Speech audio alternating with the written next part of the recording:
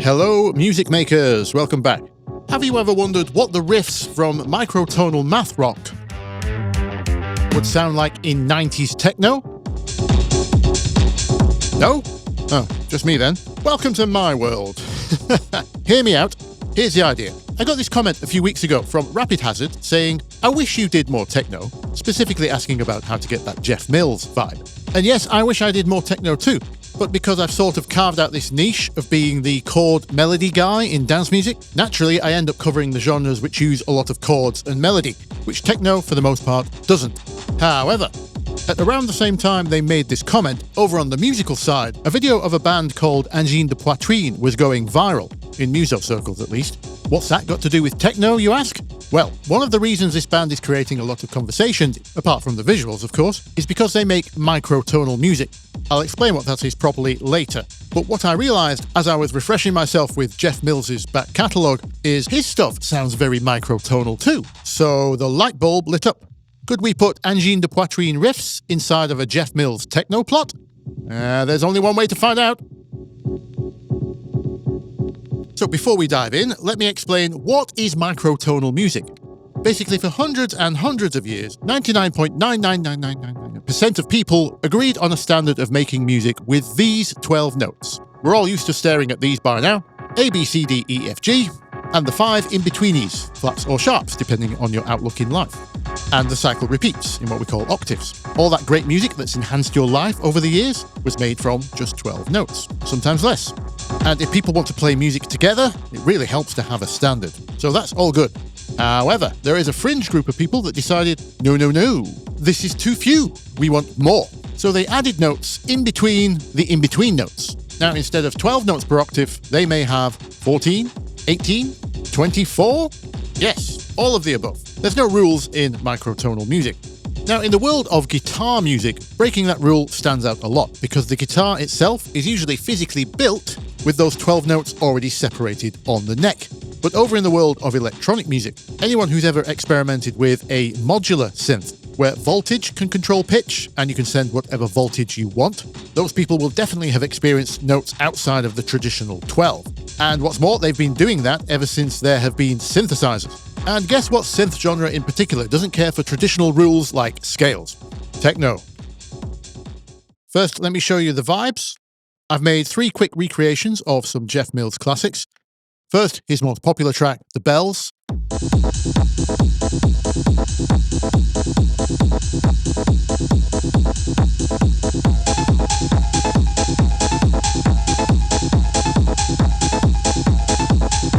Then I failed miserably at recreating his organ arp in Life Cycle.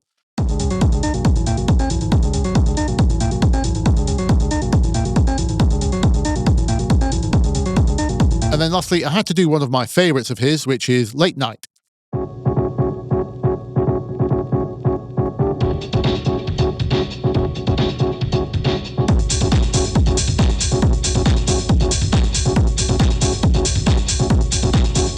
After I had done that though, having started to work out the riffs from Angine De Poitrine, it was looking like their riffs were going to work best on bass sounds. And none of those plots I chose actually had a bass part in them. It's all just kick rumble.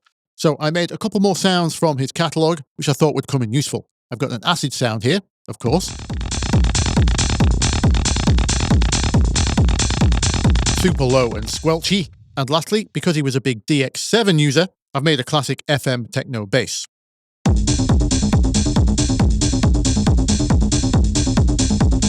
For those of you wanting to know how to get the sounds, I'll be doing that in a second video. For now, let's look at the riffs. Okay, so first of all, I had to figure out how to make a synth play more notes than 12. Without sitting down to actually work out what this band's riffs are, I figured I might as well double up to 24 notes and that should cover me for everything. Now, most synths let you load a tuning file, but in terms of pre-made ones, I couldn't find a 24-note one. Most tuning files are still 12 notes, they're just alternate frequencies for each note, like Pythagorean or Arabic. So I set about making my own. There's websites like this one you can use. But while I was in the middle of figuring this out, I thought of a quicker hack. Why not use the synth's key tracking parameter, send it to pitch, but in the opposite direction? So every time it tries to climb a semitone, it actually only climbs a quarter tone, and vice versa. And that worked. It turned out the magic number was minus 63.5, And that gives us 24 notes per octave. Okay, so I've worked out 3 of the main riffs, roughly at least. I'm not going to attempt pronouncing any of these names, as they're either alien or just French-Canadian, of which I am neither, as you can probably tell by my attempts to say Angine De Poitrine. Anyway, we're just using a simple saw wave here over a 909 drum beat. Here's riff 1.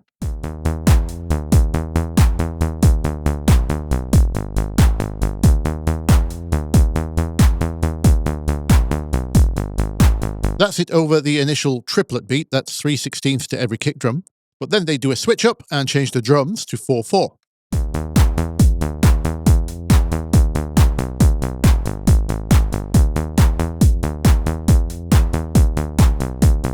That's called a metric modulation, by the way.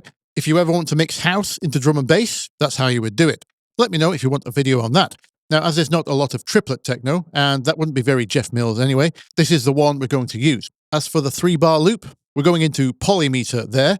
Jeff Mills doesn't use a lot of polymeter, although some other techno artists do, so we can choose to keep that or not. We can always just grab a good 1-bar loop from our favourite part, if not. I grabbed this riff from the second track.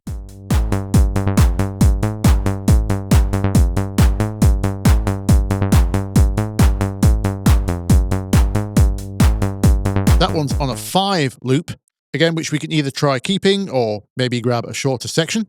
Sounds like it might make a nice bass line. And the last line I grabbed was a higher part from the 3rd track.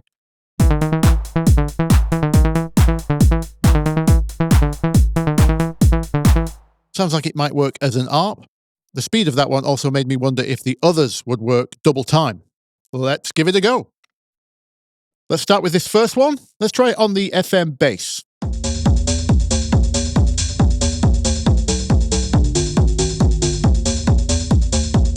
Yeah, not bad. Let's try the acid, see if that's any better.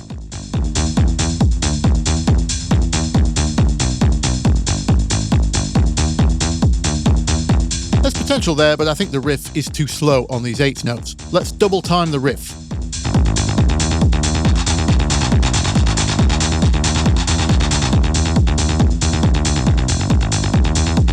Aha, now we're getting somewhere. Back to the FM bass.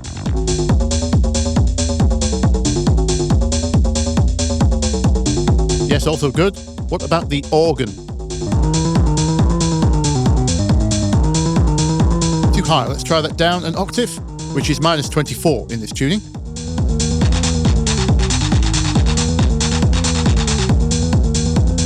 That sounds closer to Life Cycle, but I think it's too low now. Let's try it in between somewhere, seeing as we're not bothered about key at all.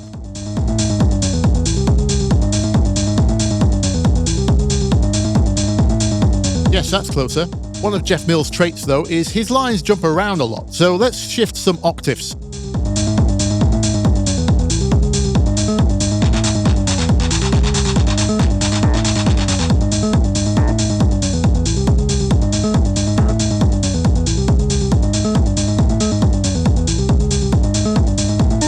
Kind of in the area. Nowhere near as good as Mr. Mills, though. I preferred the acid. Let's put this line back on that now, see how that sounds.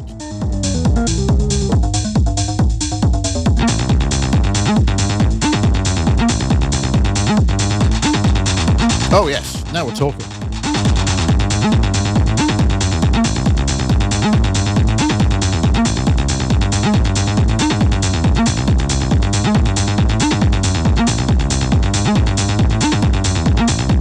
Let's double up with the lead arp.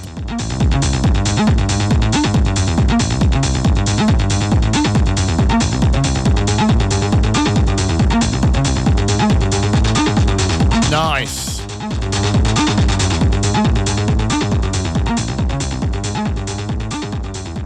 Let's try this second riff.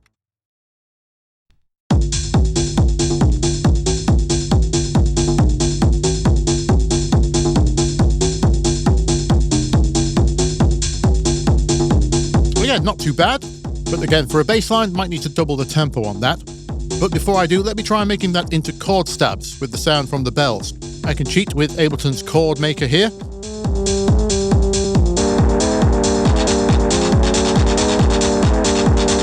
Let's shorten the note lengths.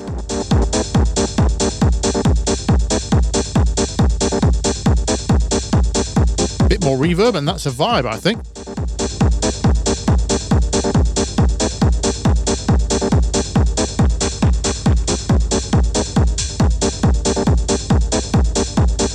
Yeah, I like it.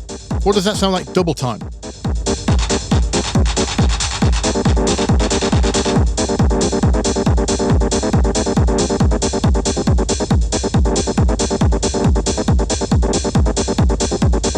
Interesting. What I can hear now is just keeping the top notes as chord stabs and then moving the rest onto a bass.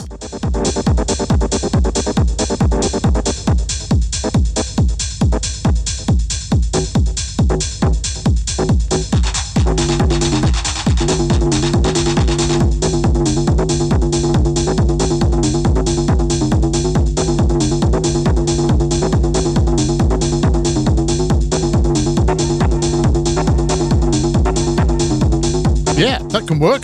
Although now I've done that, now I want to hear it as an acid line with big jumps up to that higher pitch.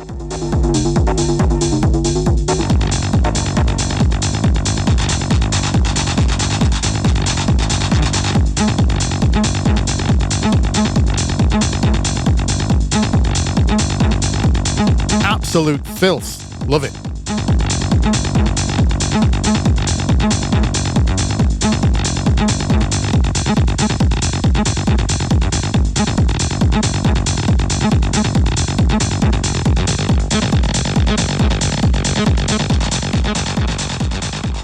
Riff number 3.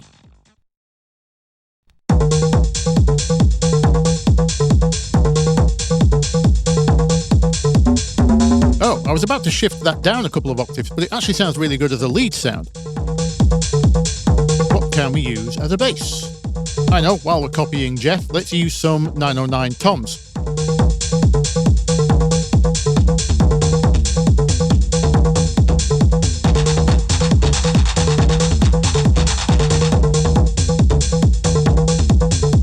Not bad. I'm not sure I like this riff on a full 3 rotation. You know me, I do love some polymeter, but this is a little too trippy. I think every 2 bars it should reset.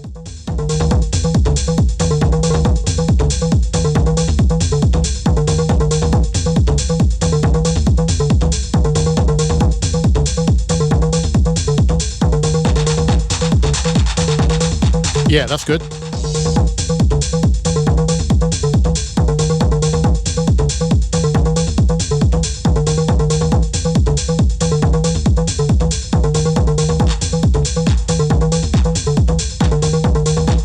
Nice. Now we're cooking with gas. Now, I've just had a thought. One of the musical tricks Angine De Poitrine use is to harmonize. They basically add a major third or a fifth to the line.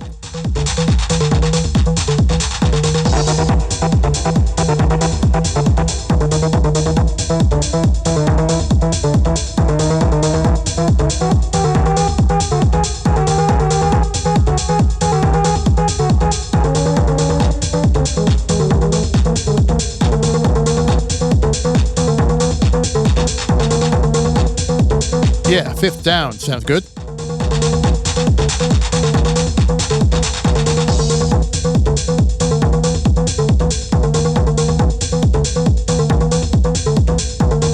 I want to hear that second riff on top.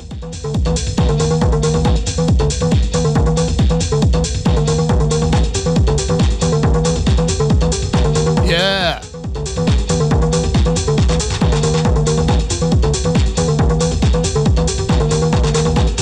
Okie dokie. Well, I hope you learned something. If you did, you know what to do. Please repay the favor with a like, a share, or a comment. Or if you're feeling particularly generous, there's a link in the description to buy me a coffee. And until next time, I will see you down there in the comments. Bye-bye.